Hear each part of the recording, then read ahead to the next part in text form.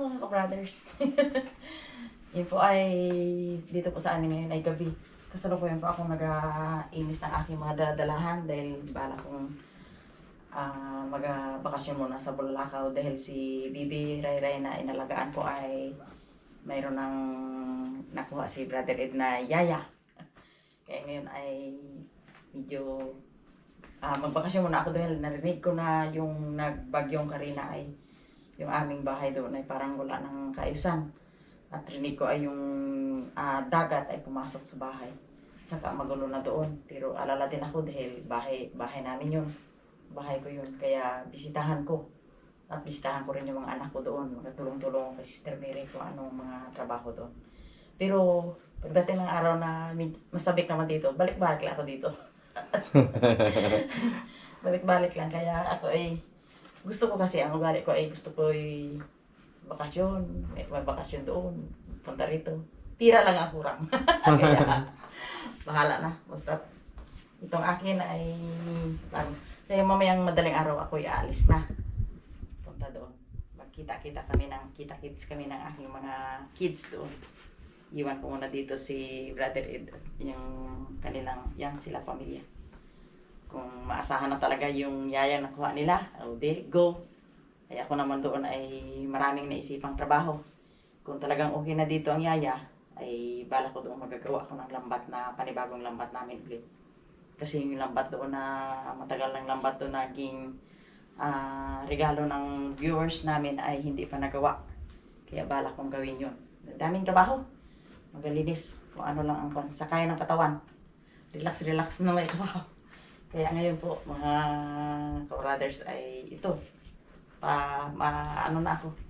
Yung aking mga daladahan. Ito may mga daladahan ako mga pasalubong. Ito. Mga pasalubong. Saka ito. Ito ilagay namin dito. Yan.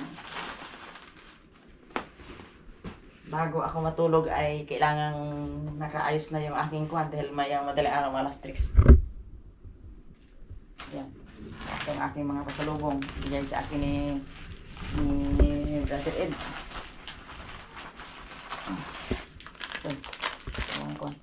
Saka ito, tasty. Pasalubong ko sa aking mga apo doon. Kaya masaya si kananay kung may mga pasalubong sa mga apo. At least yung mga apo ay masaya.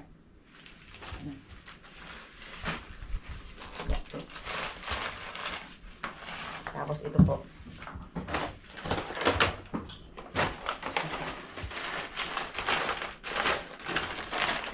Dati ako doon ay yun.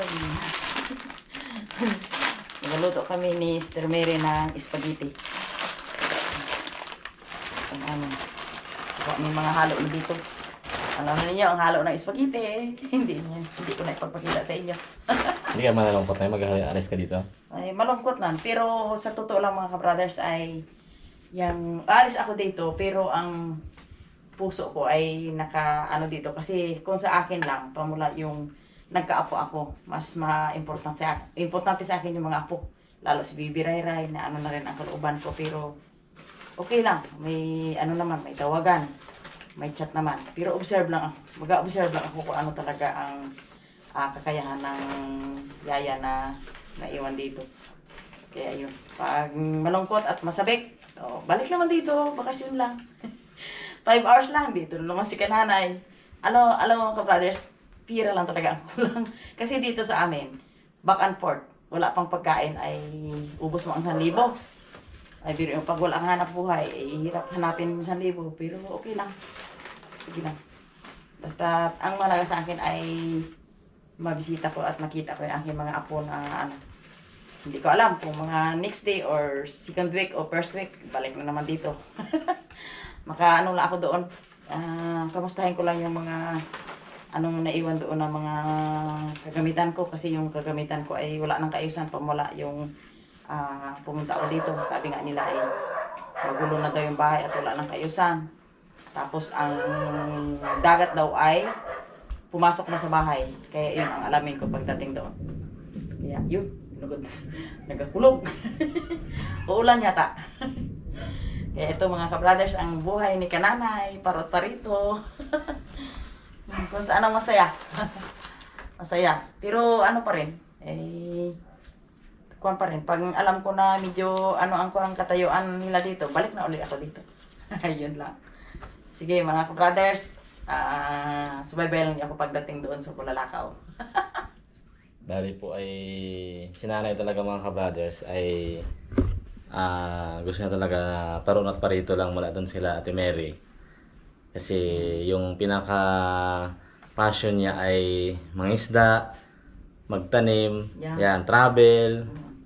Sabi nga sa kanya, enjoy na lang yung ano, siyempre, habang mga ganyang edad si nanay ay dapat hindi na masyado na stress at enjoy na lang yung buhay, no? Kasi hindi natin alam yung Walang mga matanda. natin sa atin sa mundo. So, ang initially sana mga ka-brothers, ang plano namin ni Mrs. po ay yung aming anak ay alagaan sana doon sa kanila, doon sa ano, yun lang, hindi lang po natuloy kasi may mga ibang consideration. Saka si Ray dito, yung unang kasambahay namin ay hindi rin kasi dahil sa health reason rin po.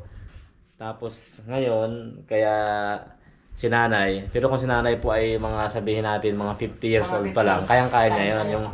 Yung anak ni Miss Hayahay po, yung kapatid ko, si nanay nag-alaga nun. Oo. Yung tatlong anak niya, saka yung anak ni kasi Sister Mary, si Hana, si Aya, yan, siya nag-alalay. Nakaranas ako na mag-alaga. Yan. Tsaka, dito sa amin, yung pagbubuhat kay Ray po, minsan Nabigat na. dadaing na rin siya sa masakit yung likod. So, ang worry kasi namin, baka pagbuhat-buhat niya, bigla silang matumba, mga ganun, madulas, dalawa ang casualty, no?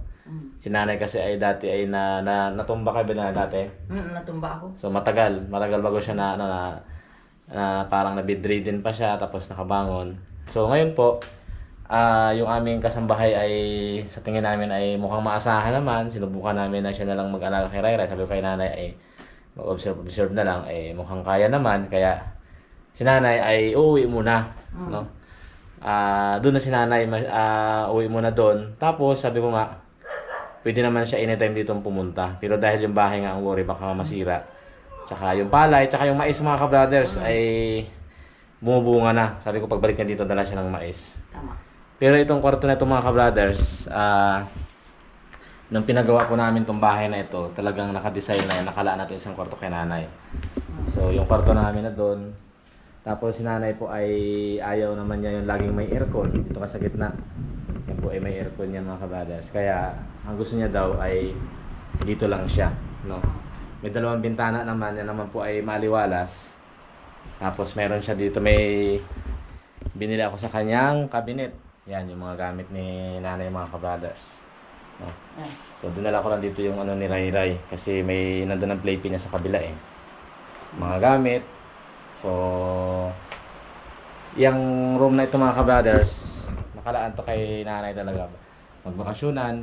So pag kami kasi magkapatid, pag hindi sila nagkasundo ng Ate Mary doon, punta yan dito. Pag kami naman ay minsan ay may tampuhan, pupunta rin yan doon mga ka-brothers. So ganoon talaga. Kaya si nanay po ay uuwi na. No, uuwi na si nanay. May susi naman dyan. Dala mo susi, nay? Oo, dito na. Yan, susi pa na kay nanay. Yung susi ko dito. Ang susi mo, baka makalimutan mo yung susi. Dito ang susi na. Yan, lahat ng susi ng kwarto, yung susi ng main gate, dyan o? Lahat Yan, saan ang susi? dito. Yan, mga susi mga kabrothers. Ito ang sa gate. Susi ng gate. Yun. Bago ang susi ang susi ng ni Yung kwarto Brother namin Ed. ni Mrs. mga kabrothers. Ito ang susi ko sa kwarto ko. Yan. Ito. Tapos yung dalawa, Yung sa gitna ito. Tapos yung isa ay sa front na susi at ang isa ay sa likod. Kaya kahit wala sila dito, kaya kong buksan ang bahay nila. Susi ako anytime pwedeng pumunta mga kabrothers. So, yun po. Bali madaling araw mamaya, ihatid ko si nanay mga kabrothers. Sana magandang panahon.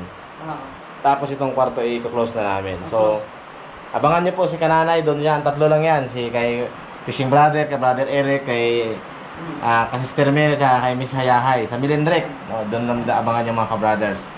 So, kasi lahat, sa anim kong anak, lahat sila doon. 5 sila. Nag-iisa lang dito. Ito yung takbuhan lang ni nanay. So, kaya mayroong bahay dito mga kabang, ganda dito sa Calapan. So, just in case magkaroon ng, siyempre, mga medical consideration, malapit kasi dito ang hospital. Kaya may pahingahan kami dito mga kabrothers. So, ito pa yung pinaka takbuhan din ng mga kapatid ko pag mga in case po na may mga emergency mga kabrothers. Kaya yung bahay, 3 kwarto po yan. Yun po yung pagkakadesign. So, yan si kananay mga kabrothers. Pag yan sumali sa vlog, may sahod yan. Kung saan mapunta kay Sister Mary, Milendrek, Fishing Brother, Ka-Brother Ed. Pang libre sa pamasahe. Oo.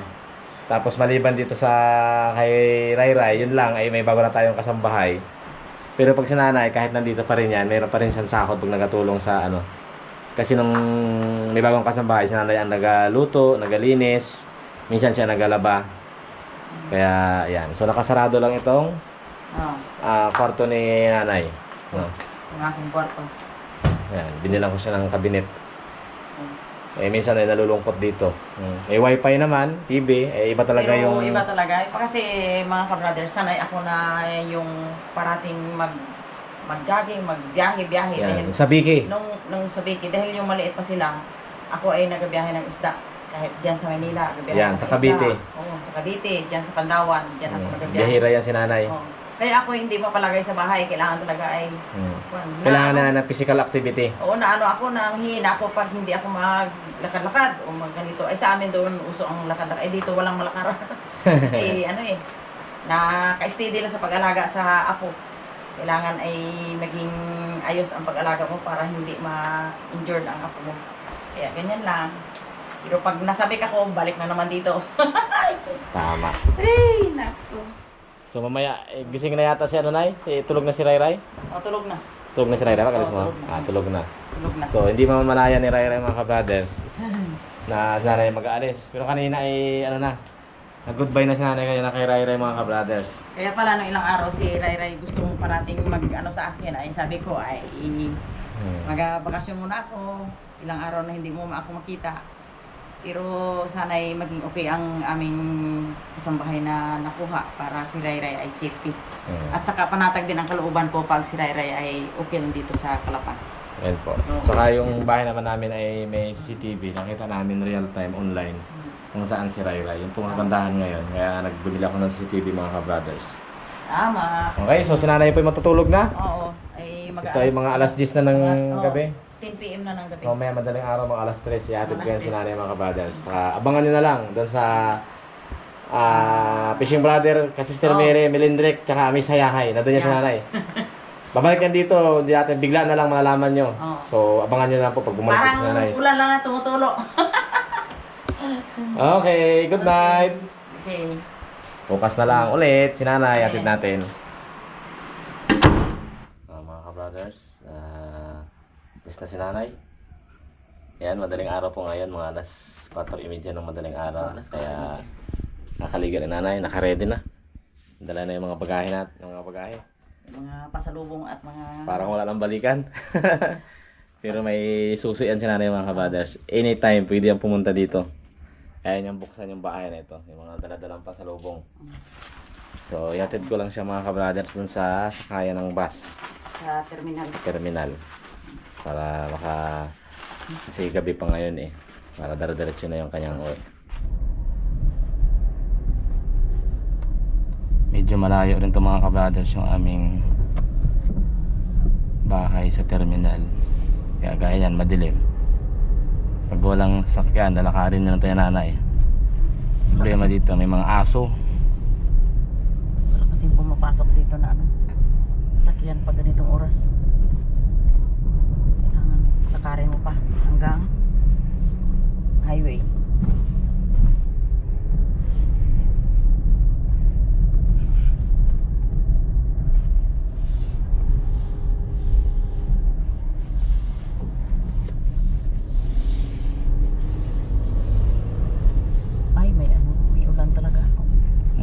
Gaya niya, may aso yan ng mga brothers. Yan, aso. Nangahabol yan pag madaling araw. Gabi. Eh, mahirap na.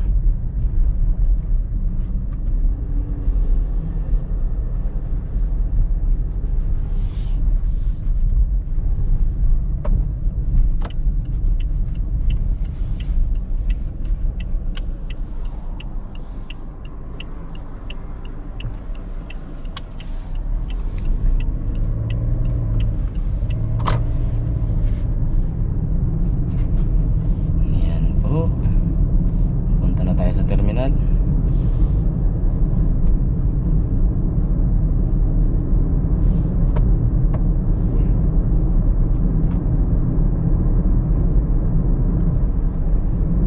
Terminal ng bus.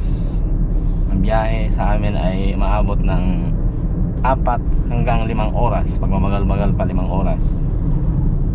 Pag madaling araw kasi mga kabrothers, mas mabilis ang biyahe pag mga araw. Walang gaanong traffic. Maraming tinitigilan. Mga 4 hours lang yan. Yun na yung bus, oh. Na-signal na ang pet niya. Signal ng bus. Naka-hazard na.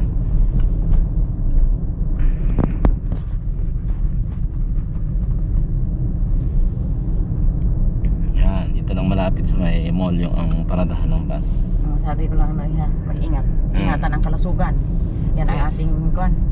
Ang ating panlaban sa mundo, ang pag-ayos ng kalusugan.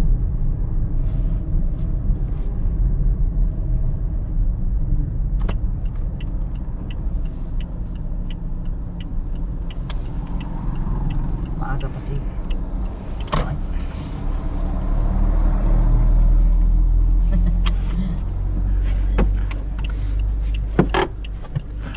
Bugin na yan.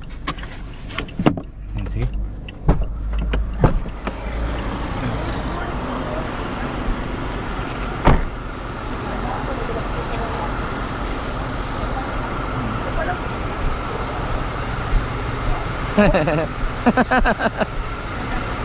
Minsan ako makasakay. Ha? Suti ulan ko na.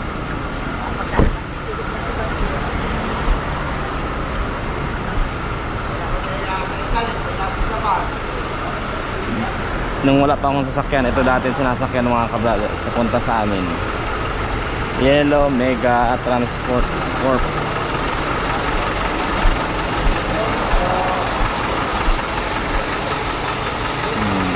Biyaheng Bulalakaw. Tayo na natin sa nanay. Yan yung mga bus dito.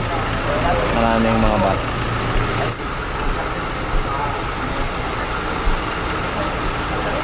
Nice. Advice sa mga kabrothers. Ingatan ang kalusugan. Ray. Sige, sige. Balik, sige. Ingat.